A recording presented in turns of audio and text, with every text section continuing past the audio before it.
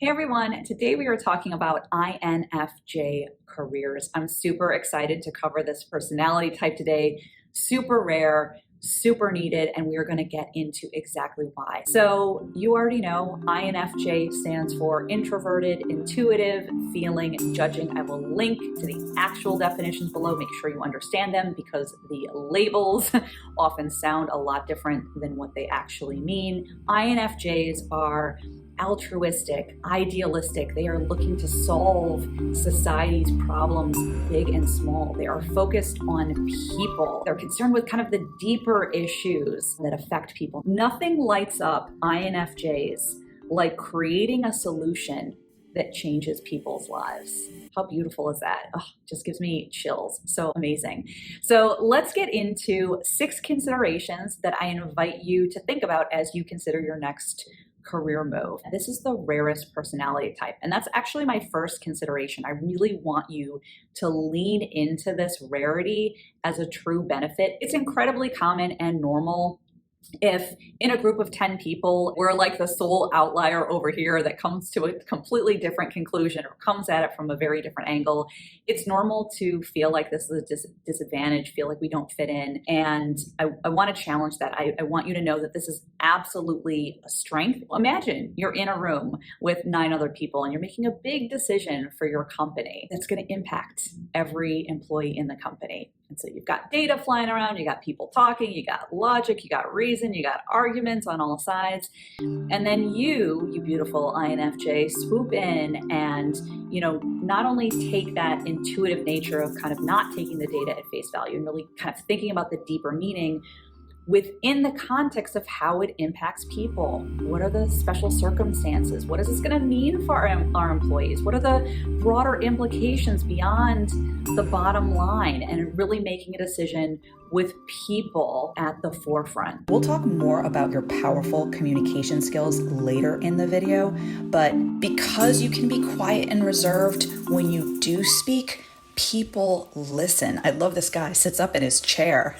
Maybe this is why 16 Personalities calls the INFJ personality type the advocate, right? You are a really important advocate for people. And so I mention this way of making decisions, not just to think about it as a strength and kind of how you operate, but to also be really, really intentional as you're thinking about where you work, right? The organization, the people around you, the culture, the environment, that you really go in eyes wide open to understand, what are the norms and what's the culture in that organization? Is it one that is really focused on logic and reason and consistency above all else, where you're going to feel like you're the outlier and not valued? Or is it, could be that same logic, reason, and consistency kind of focused environment, and they want you there for that reason? I know as an architect, as an INTJ, I sometimes am thinking too much about the idea and solution and kind of can lose sight about the impact on people. So let's roll into the second consideration. What are the potential career paths for INFJs? So I will share them with you, and I encourage you to also go deeper, which we'll do in a second. So of course, you're going to see obvious career paths like counselors, teachers, coaches, maybe holistic healers, yoga instructors, right? People who are really focused on making the world a better place and impacting people. If any of those paths light you up, awesome. Go for it. I also encourage you to go the next layer down, right? There are so many things you could teach, so many people you can teach, so many environments in which you can teach, right? So don't just stop as soon as you find kind of like, oh, I want to be a teacher. Understand all of those nuances and the way in which you want to be a teacher or counselor or whatever it is. The other thing I want to point out is a key strength of INFJs is your ability to come up with out-of-the-box solutions and, see connections that other people don't see. And so a hybrid career path could be a really great option for you. Let me give you some examples. So I went to university years ago, and a woman lived on my floor. She wanted to be a medical illustrator, like drawing the complex diagrams needed for medical journals and textbooks. How cool is that? It's always stuck with me. So she took this love for art and this love for medicine and combined them.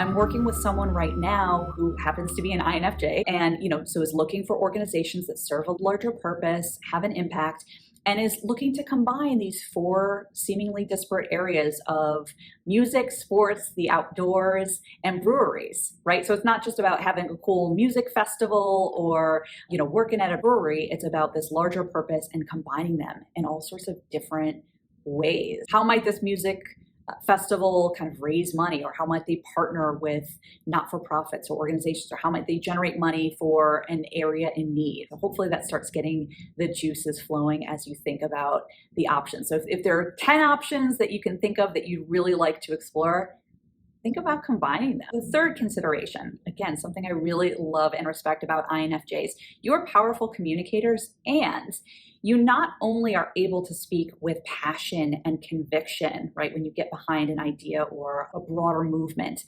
but you communicate with a warmth and a sensitivity. And I'm kind of laughing here because I'm an INTJ. I get the passion and conviction, and sometimes I miss the warmth and sensitivity part. So beautiful that you have these 2 pieces of the puzzle. And what I would encourage you to think about, again, is where you want this communication strength to sit in your career. It could be the centerpiece of it, right? You could be a journalist, a writer, you could be on TV, or communication could be an important element of, a career focused on something else. Think about being a doctor and having to communicate a very complex, maybe somewhat dangerous procedure with a warmth and a sensitivity and a clarity, and really making it meaningful, making that communication meaningful so that the person can actually hear it beyond kind of a bunch of complex words and ideas that they don't really understand.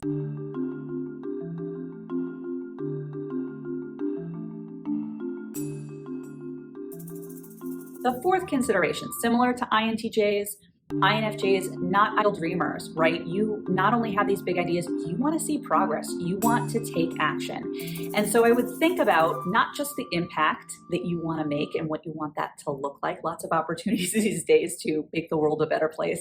But I encourage you, how do you want to actually see that impact? How do you want to see the fruits of your labor? You're probably not going to want to be in a back room somewhere where you kind of can't see the impact on someone.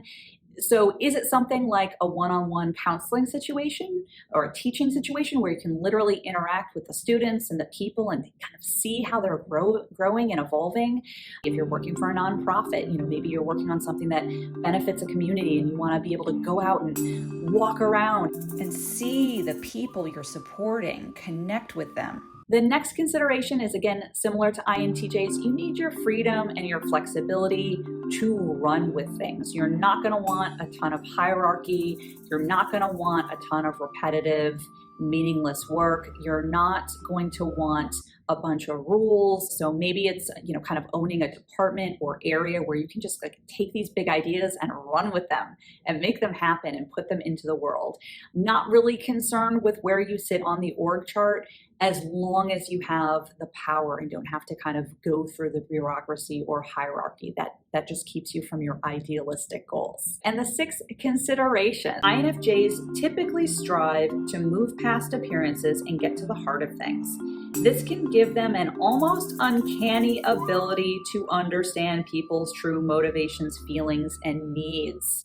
Ugh, how powerful is it to be able to understand that? And again, I want you to think, just like communication, is this the centerpiece, right? Coaches, counselors, they are all about getting to the heart of the issue and really understanding those deeper motivations and feelings, that next level down. Or is it something, again, maybe you have some interests in any area, it doesn't matter what your career is, and maybe a really important part of how you lead is the way you interact with your team and being able to come up with those ways of keeping every single person engaged, motivated, happy, feeling good about their work, bringing them to consensus. I'd love to hear your comments and reactions below. I'll talk to you soon.